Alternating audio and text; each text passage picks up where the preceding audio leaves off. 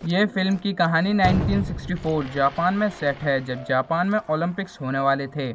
यहाँ हमें एक लड़की ऊमी को दिखाया जाता है। ऊमी एक घरेलू लड़की थी जो कि रोज सुबह अपनी फैमिली के लिए उठकर खाना बनाया करती थी और वो घर के बाकी अन्य काम भी किया करती थी। ऊमी रोज सुबह उठकर अपने घर के बाहर फ्लैग्स फहराती थी। ये फ्लैग्स एक सिग्नल मैसेज थे। इन सिग्नल्स का रिप्लाई एक लड़का शुन दिया करता था जिसके डैड एक सेलर थे। अब यूमी स्कूल जाती है। स्कूल में बॉयज और स्कूल अथॉरिटीज के बीच अनबन चल रही थी क्योंकि स्कूल अथॉरिटीज बॉयज के क्लब हाउस की जगह उसे तोड़कर एक नई बिल्डिंग बनवाने वाले थे। बॉयज इसका जमकर विरोध कर रहे थे। अब यहाँ स्कूल में शुन एक पब्लिसिटी स्टंट परफॉर्म करता है ताकि अथॉरिटी उनकी बात पर ध्यान दे। शुन एक तालाब में कूदता है जिसके बाद ऊमी उसकी हेल्प करती है, बट जैसे ही ऊमी समझ जाती है कि ये सिर्फ एक पब्लिसिटी स्टंट है तो ऊमी शुन को वहीं छोड़कर चली जाती है। ऊमी और शुन मन ही मन एक दूसरे को पसंद किया करते थे। अब ऊमी शाम को अपने घर जाकर सभी के लिए डिनर तैयार करती है। नेक्स्ट मॉर्निंग स्कूल में ऊमी की बहन रिकू ऊमी को क्लब हाउस चलने बोलती है क्योंकि रिकू के पास शुन की एक फोटो थी जिस पर रिकू शुन का ऑटोग्राफ लेना चाहती थी। अब ऊमी और रिकू दोनों क्लब हाउस जाते हैं। यहाँ शुन लिटरेचर क्लब का मेंबर था। वो स्कूल न्यूज़पेपर को छापा करता था। अब यहाँ शुन रिकू की फोटो पर साइन कर देता है। शुन इसके बाद ऊमी को उसकी हेल्प करने के लिए पूछता है तो ऊमी शुन की मदद करने के लिए तैयार हो जाती है। वो पेपर्स को प्रिंट करती है। इसके बाद शाम को ऊमी अपने घर जाती है। वो घर जाकर फटाफट से सभी के लिए डिनर रेडी करने लगती है, लेकिन डिनर के लिए मीट नहीं था तो ऊमी उसे खरीदने जाती है। यहाँ घर के बाहर उसे सुन दिख जाता है जो अपने घर जा रहा था। अब मीट शॉप ऊमी के घर से थोड़ी दूर थी तो शुन ऊमी को अब लिफ्ट देता है और उसे मीट शॉप तक पहुंचा देता है। नेक्स्ट मॉर्निंग स्कूल में सभी बॉयज डिबेट करते हैं कि क्लब हाउस को बचाया जाए या नहीं। कुछ बॉयज इसके खिलाफ होते हैं लेकिन ज़्यादातर बॉयज क्लब हाउस को बचाने के हित में होते हैं क्योंकि क्लब हाउस के साथ उनकी लविंग मेमोरीज जुड़ी हुई थी। अब डिबेट चल रही थी तभी यहाँ प्रिंसिपल आ जाते हैं। प्रिंसिपल के आते ही सभी बच्चे गाना गाने लगते हैं जिससे प्रिंसिपल इन बॉयज़ को कुछ नहीं कहते और वापस चले जाते हैं। अब स्कूल की छुट्टी होने के बाद शुन और ऊमी साथ में स्कूल जा रहे होते हैं। यहाँ ऊमी शुन से कहती है अगर उन्हें क्लब हाउस को बचाना है तो वो उसे साफ करके नए जैसा क्यों नहीं बना लेते। इसमें वो भी उनकी हेल्प करेगी और लड़कियों को भी सफाई के लिए क्लब हाउस लेकर आ जाएगी। अब शाम को ऊमी घर जाती है। यहाँ ऊमी की एक फैमिली मेंबर हुकातु डॉक्टर थी तो उन्हें काम करने दूसरे शहर शिफ्ट होना था। तो आज शाम ये लोग एक फेयरवेल पार्टी रखते हैं जिसमें सभी फैमिली मेंबर्स अपने फ्रेंड्स को इनवाइट करते हैं। यहाँ पार्टी में शुन भी आता है। अब डिनर करने के बाद ऊमी शुन को अपना घर दिखाती है, जिसके बाद शुन ऊमी से पूछता है कि तुम इन फ्लैग्स को हमेशा क्यों फहराती हो। तो ऊमी अब इसके पीछे की स्टोरी शुन को बताती है कि उसके डैड एक सेलर थे, वो एक शिप के कैप्टन थे।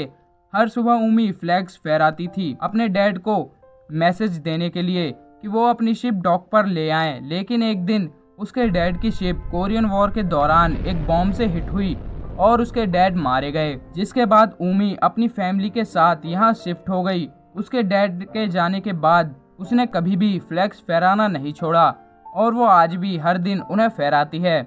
स्टोरी सुनने के बाद ऊमी शुन को अपने डैड की एक पिक्चर दिखाती है जिसमें 3 लोग थे, यूचिरो सवामुरा, योशियो ओनोडेरा, हिरोशी ताचिबाना। अब ये फोटो देख शुन थोड़ा शॉक्ड दिखता है। इसके बाद शुन अपने घर चला जाता है। घर जाकर वो अपनी फैमिली एल्बम देखता है तो शुन के पास भी वही सेम फोटो थी जो ऊमी के पास थी। नेक्स्ट मॉर्निंग शुन अपने डैड के साथ होता है। यहाँ वो पूछता है कि डैड, क्या मैं आपका बेटा हूँ, मुझे सच बताइएगा। तो उसके डैड बताते हैं कि वो उनका बेटा नहीं है, वो यूचिरो सवामुरा का बेटा है।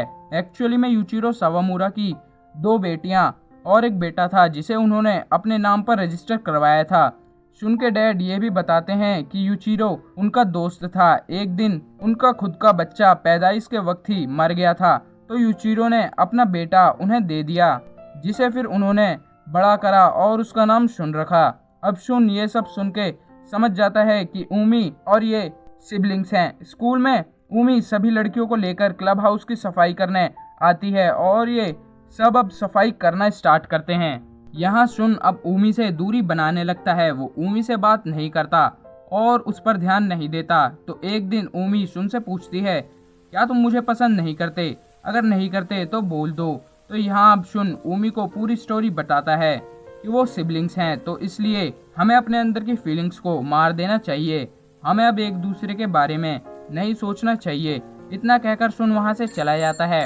रात में ऊमी ये बात सुन के काफी दुखी होती है एंड वो एक ड्रीम देखती है जहाँ सुबह उसकी मॉम ब्रेकफास्ट बना रही थी और उसके डैड उसका इंतजार कर रहे थे। अब ऊमी अपने डैड के गले लग के रोने लगती है, लेकिन तभी ऊमी सपने से जागती है और सुबह उठकर वो रोज की तरह फ्लैग्स फहराकर सभी के लिए ब्रेकफास्ट बनाने लगती है। इसके बाद स्कूल में फाइनली सभी लोग क्लब हाउस को नए जैसा कर देते हैं, लेकिन प्रिंसिपल फिर भी अपनी बात पर अड़े रहते हैं कि वो क्लब हाउस को तोड़कर वहाँ एक न्यू बिल्डिंग बनवाएंगे।